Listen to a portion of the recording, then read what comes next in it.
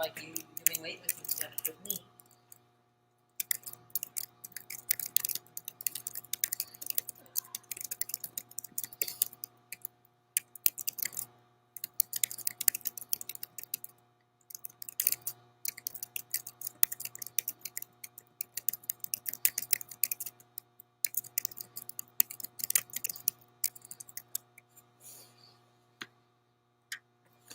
All right.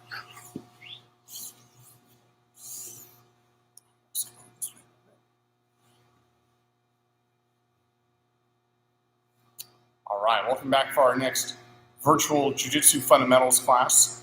As always, Mira is very excited to be here and jump in with everybody. We've done a few classes so far on tacks and submission holds, starting from back control, which in general is the best and the most desirable position to have if you're in a Jiu-Jitsu match.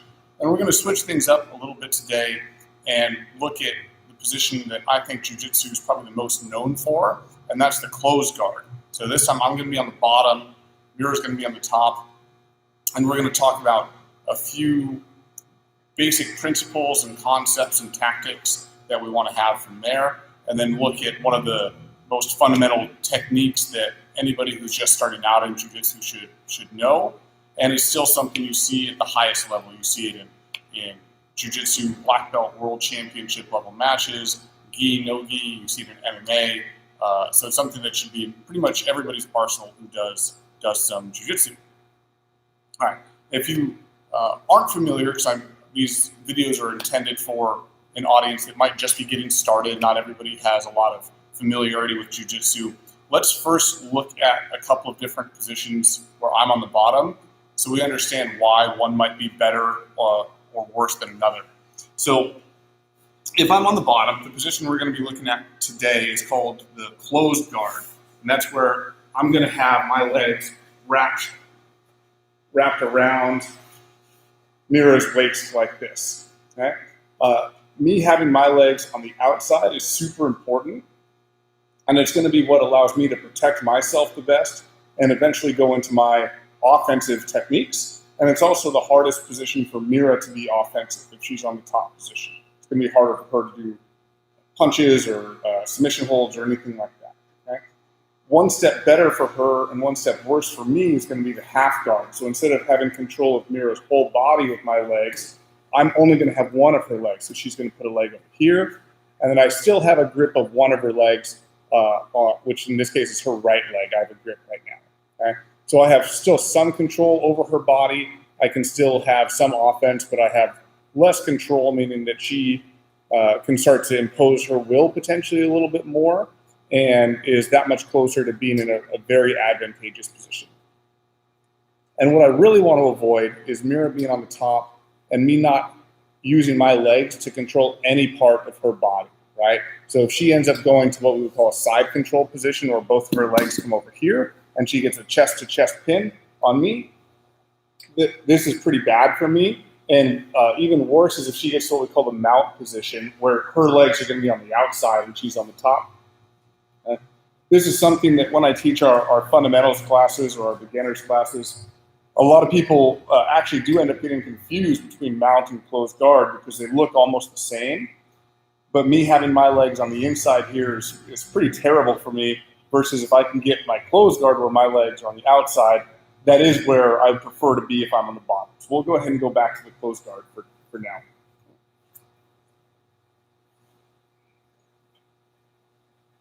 So one of the biggest reasons I want to be in this closed guard position is that I can use my legs to help me. If I understand that different ranges are going to have different types of encounters between me and my partner, I want to use my legs to help keep the match in the range that I want to be in. Now, where Mira is right now, where she's up tall, that's actually not typically where I want her. If we say that within the closed guard, there's sort of like three ranges, her having this really tall posture, her being broken all the way down, or she's down like this, and then being somewhere in the middle. The middle is where most of my attacks happen, and they're typically going to start by me initially having her broken way down like this, and then moving into the attacks as she tries to build her posture back up. She's going to want to be up like this because it's her best chance to open my legs, which is what she has to do initially to start going to the half guard we looked at before, and then moving into eventually the full side control or the mount position or something like that. So again, if we're brand new to jiu-jitsu and you're following along and you find yourself on the bottom, first off, we want to try to get your legs around your opponent. That's going to be one of the most important things. And once you have your legs around your opponent, you typically want to keep them very tight and close to you because that's where you're going to have the best control over them. If you let them build their posture up and get up really tall, it's going to be pretty difficult, right? So if we flip this and now Mira goes on the bottom and she puts me into her closed guard, just this way. Okay.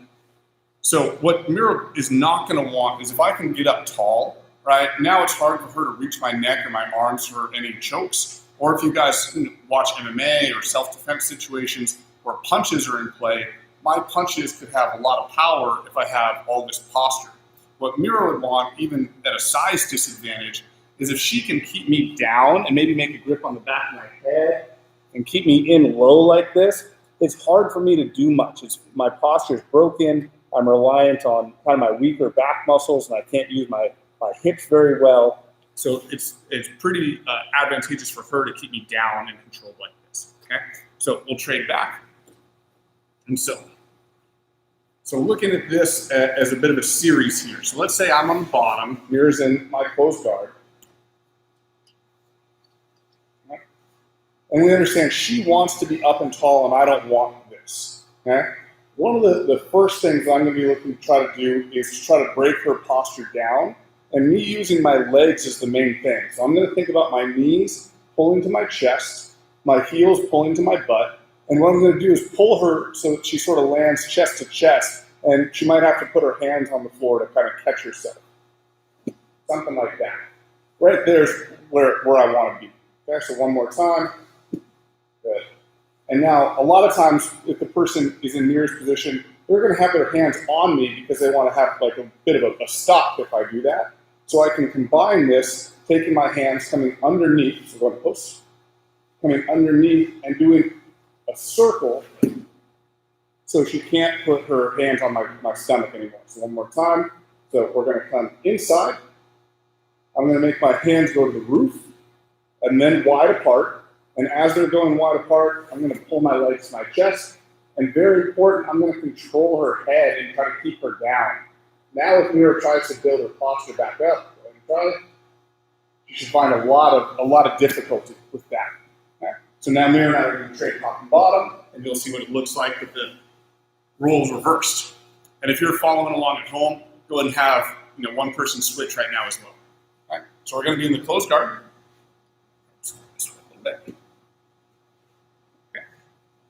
So top person is going to have your hands on kind of the stomach or rib cage area of the bottom player.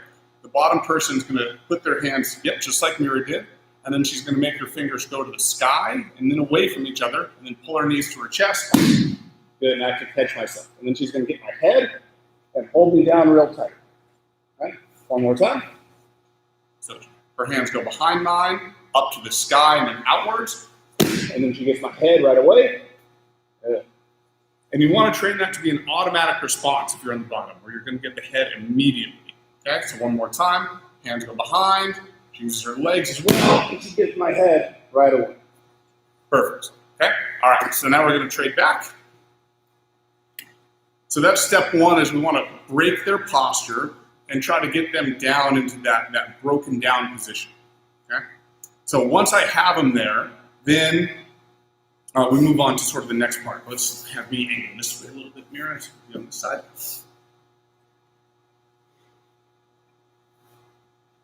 Oh, guard, no.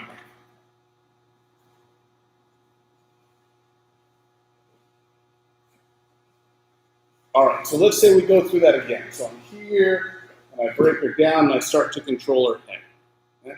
She knows she wants to get her posture back up, so it's pretty common that she's going to try to get her hands back into a position to start pushing on my stomach and ribs. So I'm going to expect that. So as she starts to put her hands there and starts to build back up, I'm going to try to take advantage. Now, I really want to make her elbow go inwards. So I'm going to be expecting this. I'm going to be anticipating that I can make a grip on her elbow. And I want to try to push her elbow inside of my hip pointer. Okay? Relax for a second. So that's going to be a big marker. I'll try to come up so you guys can see. So if you know your hip bone, your hip pointer right here, what I'm trying to do is make Mira's elbow come inside of that, as if I'm trying to make it go to the knot on my belt. If her elbow is to the outside of my hip pointer, it's going to be hard to make the rest of this technique work. So let's really try to use your hand and guide their elbow inside of your hip pointer, closer to the knot on your belt. All right, so close guard. So I go here, there, I get her head, and then as she's starting to push back up, I'm going to try to guide her elbow to the inside of my hip pointer. Once her elbow is there and I still have her head, I'm going to unlock my legs and move them higher onto her body. So you can see I have her shoulder covered up right here. Okay, that's a pretty good position for me to be in. Okay? Once it's there, I'm going to go ahead and take my left hand, the same side that I covered, and I'm going to cover both of her arms with it. Okay? Now I've got control of both of Mira's arms. Let's spin so everybody can see. Okay? So we went here. I got her head right away. And then as she starts to build up, I push her elbow into the middle. I cover up higher. You see how my leg is covering her right shoulder.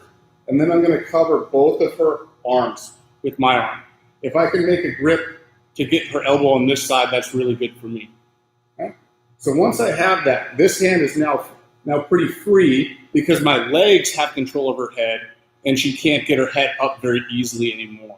So what this hand is going to do is going to come between her legs, and then I'm going to try to get her leg like this. And now I should be looking right into her ear canal on this side. As I'm looking into her ear canal, I'm going to take my leg over, pull her to me, and then I've got an armbar. All I have to do is drive my hips up to the roof while holding this position, and I'm going to get the armbar. Okay, so one more time. We'll go here. I hold her head. As she's trying to come up, I push her elbow to the middle, and I capture this higher control right here. Okay? This hand is going to switch from her left elbow, and what it does, from her right elbow, excuse me, and it goes over both of her arms to her left elbow here. Okay? Now, my legs have control of her head, so my hand can go do a different job now. What it's going to do is dive between her legs, get her left leg, so I've got this great angle from right here, and then I'm going to come over the top, hold her to me, and then I would lift my hips in for the arm lock from right there. Okay. So it's a lot of steps, so let's have everybody practice together, and we'll show a few angles. So Mira's going to go on the bottom, and let's start with your head right to the camera. We'll show a few angles.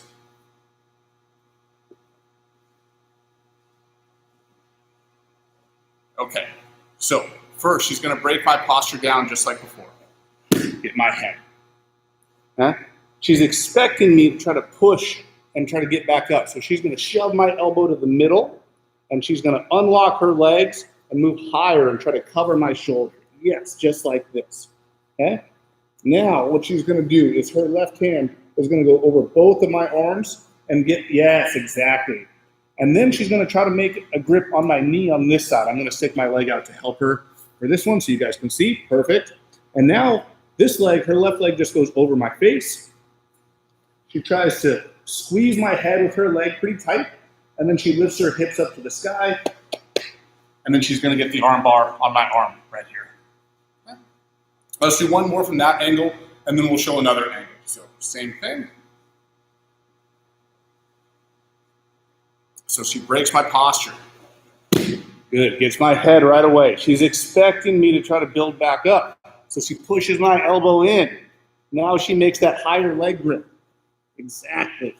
Okay. Now when she's here, I'm still trying to get up, so she gets both of my arms.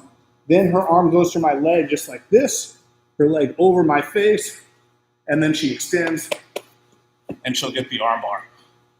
Very good. Okay. Let's change the angle, and people will see from a different angle here. So let's have your head start on this side. And I'll also show one thing that can happen with this, where as Mira goes through that very last step of the arm bar, sometimes the person on top will lose their balance and fall over, and so Mira will get the arm bar from the top, and so we'll show that on this rep right here.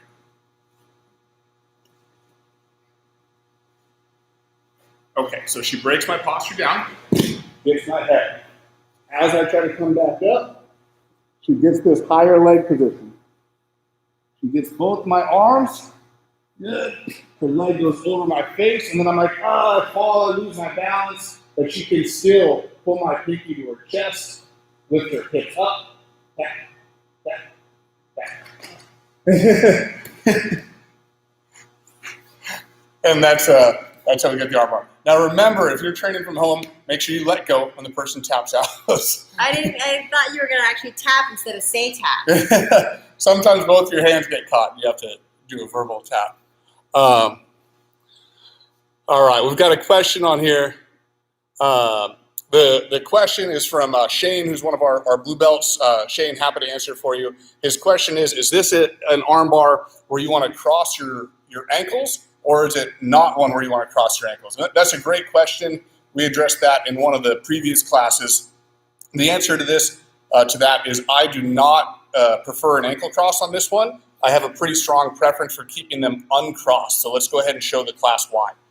So what we'll do, I'm going to have Mira come on her knees right here, and I'm just going to kind of expedite things and go right into the arm bar. Okay? So just a little more. Perfect. Okay. All right, so I'm just going to expedite things, and I'm going to go right into the arm bar. The big thing with this arm bar is it helps me so much when her posture is down, and me controlling her head is the best thing to keep her posture down. And in order to do that, I need my legs uncrossed. If I were to cross my legs, I might feel like I can squeeze tight, but what will happen is I'll lose control of her head. You see this? Now she can get her head high. Lift your head as high as you can. Posture up, posture up, posture up. And now she can potentially get out of my arm bar. All right? So what I want to try to do, let's bring it about 45, right up there.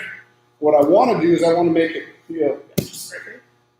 I want to make it feel very hard for her to get her head up. And if I have control over her head and she tries to get up as tall as possible, that should feel almost impossible. Okay? But let's look again. If I cross my ankles, now she tries to get up. Even with the weight difference that Mira and I have, it is possible for her to get up there. So yeah, definitely a good question. And I would say I definitely want to control the head directly, which I can't do if I'm crossing the ankles.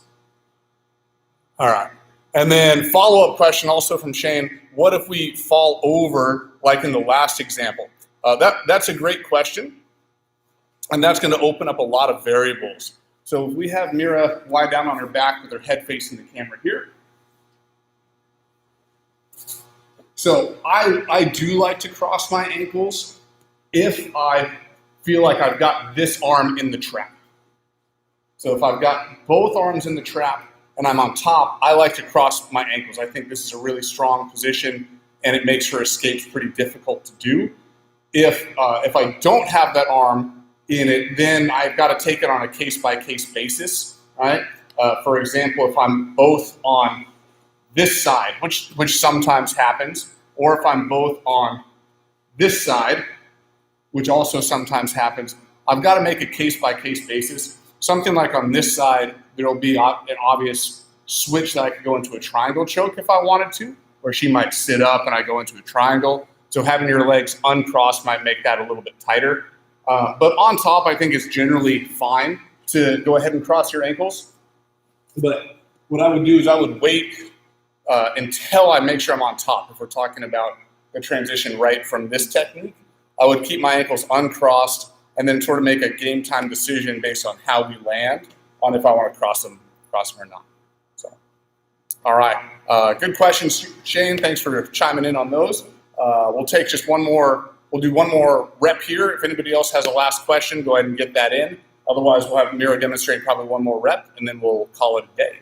Okay? So we haven't done an angle where her head is that way yet. So we'll go ahead and have one angle here.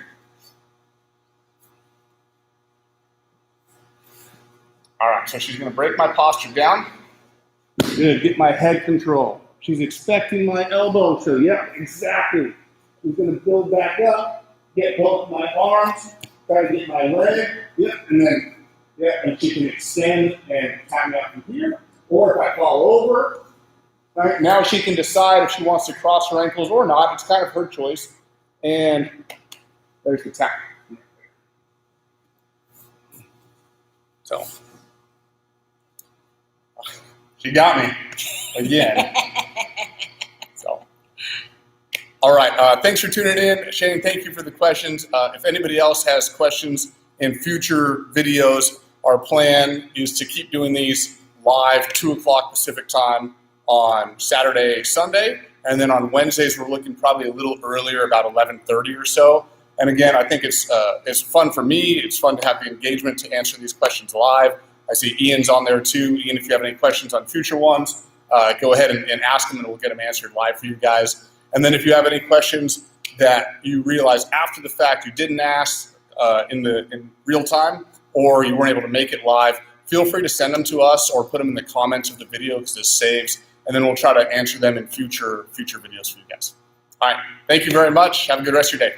Thanks, guys.